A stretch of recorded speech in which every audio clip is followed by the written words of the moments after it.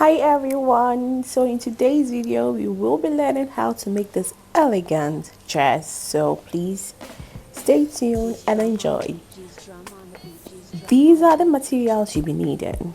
You would need 2 yards of fabric depending on the length that you would want. If you want it to be extra shorter, you can go in for 1.5, but I use 2 yards for this. You would need this ANKARA fabric, which is GTP, and then you would also need a bridal satin. You can decide to use whatever you would prefer to use, either Paradise, but I would bridal, either Duchess or Valentino, but I use bridal satin. Right, so you fold it into two like this, right, depending on the length that you want. So here I was using the length of 36 inches, so I folded it into two like this. As you can see here, lowering it up so that it lies flat and beautiful. As you can see, if today is your first time seeing my channel, welcome. I'm Irene, a fashion designer in Ghana, Kumasi to be precise. Yes, you fold it, and I'm marking the back of the cloth. GTP or most ANKARA dresses, like fabrics, do have the front and the back, so I marked the back so that after the cutting I wouldn't be messed up on the front or the back. I'll just know for sure where the mark is at the back. So here, this is what you see me doing here, ironing it up to straighten it and make it flat and beautiful as you always. So here I was seaming it, making sure I clear the lines. So let's get into it. So I folded it into two as was made illustrated earlier. Sorry. So I did a cut. It couldn't really show, but it was just a curve cut. And here I was cutting the satin to the length that I needed. So I was just trying to get the length I needed. So the person's dress was supposed to be 48, right? So I did it. I started with 36. So I added 12 inches satin to make sure I get the length that I needed. So this is it. So assuming you're someone or you want your dress to be shorter, let's say the full length should be 36, right? So you cut it to be 26, and then you add the satin to it to make it 10 inches of the satin to make it 36, right? But you'll be adding sewing allowance and hemmings allowance to them, okay? So this is how I did it. Depending on the person's measurement or the measurement that you would prefer, it would be best that you actually go by the measurement or the length you have written down, right? You just make sure that combining the satin and then the fabric would give you the person's dress length, right? Yes. So that is what you see me doing here, cutting up the satin to make the gathers beneath the dress. So this is how after the cutting it was looking like. And here was the basket. If you could see the video, you realize that in the intro, the top of it was basket, like it was quite netted by the satin, right? I use the satin to make that net there, and it is actually known as basket here in Ghana. I don't know why, but that is the name for that design. So I was cutting the inches out from the fabric because I'll be replacing it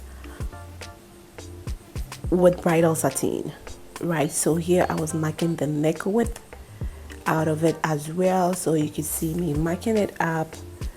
And yes, so after I actually cut it out, I just realized that, okay, let me just go a little bit down.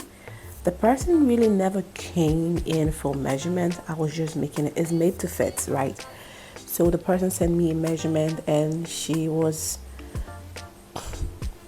not like she wasn't size 10 or 12. I think she was 14, 16.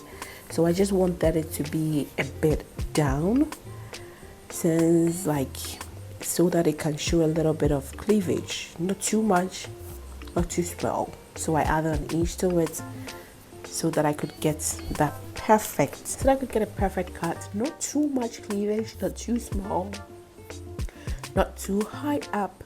So that is it. And I'm folding the brown paper here as it is being folded as the fabric. I'm just folding it just as the brown paper. I'm folding the brown paper just as the fabric, right? So that I could just mark it out and then know where I can do the arrangement of the bridal satin, the baskets, like the whole basket on. So after I was done tracing it out from the fabric that I cut from the dress, you know, I added sewing allowances, which was 2 inches sewing allowances. This is actually basket, like it's gonna have like net or like spaces inside it, so I just needed more allowance just so that nothing wrong can actually happen or nothing bad could go off. So this is what you see me doing here. Allowance added, cutting it out from the brown paper so that I could start out with the arrangement. But first and foremost, I marked it out. This is folded, so I folded it, transferred it to the back, you know, and then mark it out so that I know I have the two sides, and this is the back of it. The back are always smaller. It doesn't go in as the front, right? It goes down like an inch and the front like 3 inches, right? So if the person measurement is quite like more, maybe but 48, you make it maybe like 4 by 4. If it's 28 or maybe 36, 33, then you go in for 3 by 3. So here I use 4 by 4 and then 1 by 4. The back is always 1. That is how I do mine. My back is always 1. So that is what you can see me right in there. That is the back. It has a slit at the back. So I was slitting it in the paper, right? So after everything was done, after it was all done, illustrated on, this is how it would be looking like, right? This is how it is looking like. So here I'm opening the fabric up so that you can see how it would look after everything has been sewn on and it has been attached to it. So this is me placing it on it to make sure that everything is great. Allowances were perfect match. So the 2 inches allowances was great. You can decide to make yours 3 if you want yours to be more safer. So here, this is what you see. This is how it looks, right? So this is me cutting out the satin. The length was really it depends on you, right? Depends on the length that you would prefer. But the width was just 1 inch. So the 1 inch, you would fold each ends facing each other and then you sew it. So here you see me marking, I've already marked it out and cutting the 1 inch. And this, you need a lot of, you need a lot of patience to make sure that you get this right and you get it as straight as you can. So it is, and I always recommend that. I would recommend you get a pencil and a ruler so that you rule it out. After that, you just cut them out from the fabric. Right, so after you are done with cutting like this, you move to the machine to join them up. Okay, so you make sure that they kiss each other, like folding each other, and then you make sure it kisses and then you sew on it. Right, that is what was done here. This technique is also known as, like, we use this technique here in most of our slits. If there is a thread in the slit, this is how it is done. Okay, so here you make sure that you iron it to make it flat and beautiful, more organized. Ironing is very crucial when you're sewing. It is always important to iron things after it is being sewn, so that it will just help you get a glimpse of how things really were, right? It just helps you get you an idea of how things are going. If things are not straightened up, if things are curled up, if they are being ironed, you get to know that there are issues somewhere, so we have to be corrected. So after that, all the ironing, it was placed back on the brown paper to be sewn on the brown paper.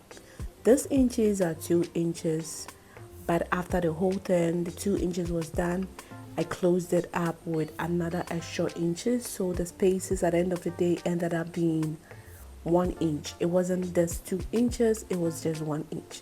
Just kind of, convincing myself and letting myself understand the fact that, it's not that much of a big deal or that much of a big work. So I tried spacing it up to motivate myself at the beginning so that, I could just work it out. That's the reason why you see this here. But after it was done, I closed it up with other 1 inch. So this is how it was looking after it was all done, right? So here is me placing it on the dress to make sure that it is being placed at the midpoint. The midpoints, that is where the neck is, had to make sure that it connected with the dress at the midpoint, so that the neck wouldn't be on the left side, neither would it be at the right side. It would just fall perfectly in the middle of the fit. So I use my pins to pin them down to make sure that they are lying flat and beautiful. So this is what you see me doing here. Please, if this is your first time seeing my channel, don't forget to subscribe. And yes, I have a lot of amazing tutorials that will be coming on your way, so don't forget to watch the next video that will be posted. Don't forget to turn on your notifications so that whenever I upload a new video, you will be alerted. So this was how I did it. This was how I joined the pins out to the brown paper or the basket satin, right? That is what is known here in Ghana. If you have any other name you call this technique, kindly let me know. Drop it in the comment section. Yeah, so this is it, right? Line in the middle. This is the result. So after it, I had to attach the satin to the fabric, to the dress. Now it is being sewn, so to the dress. But I would advise that you don't take the brown paper out before sewing. Just let the brown paper be there. After you are done sewing, you can just take them out, either by your hands or by the help of your seam ripper, right? You can just remove them out, or you can just remove them by your hands. If you would want that, you can just do that. So here is me attaching the dress to it, and you see it was not sewn at the right side. It was sewn on the wrong side before it was turned for the right side to look beautiful and neat. It was not sewn at the right side, it was sewn at the wrong side and later on turned for it to be neat, right? So that is what you see me doing here. Please don't forget to watch my playlist. I have a lot of amazing tutorials here on this channel. Don't forget to subscribe and don't forget to share with your friends. So this was how the final look was. This was how it was given, right? Gathers for the down had been done, basket has been sewn on. So this is how it was looking like, and I had to deal with a person's measurements. So that was the bust 48. That was the waist 48 and the bust, I made it 60. So there was a rough estimated measurement that I had. And this dress necessarily doesn't have to fit you like you want a real fitted outfit. So here, as you see me doing, I'm actually transferring the measurement I had, or the measurement that I got, to the back of it, so that sewing it wouldn't be very, very much difficult. It would be very easier. So you see me curving up at the hands. There was no cut there, it was just the machine. Yes, that is what you see me doing at the back as well. It has already been transferred. And then yes, so this is how the outfit was looking, and thank you very much for watching till the end. And this was the final look. This was the first piece I made that she saw that she wanted some, and hey, they are available.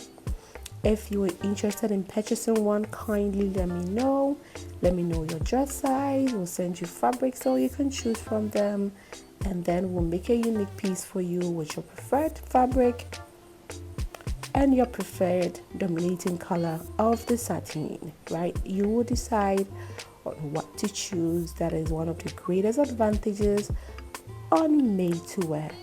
Thank you so much. Don't forget to subscribe and watch the next video.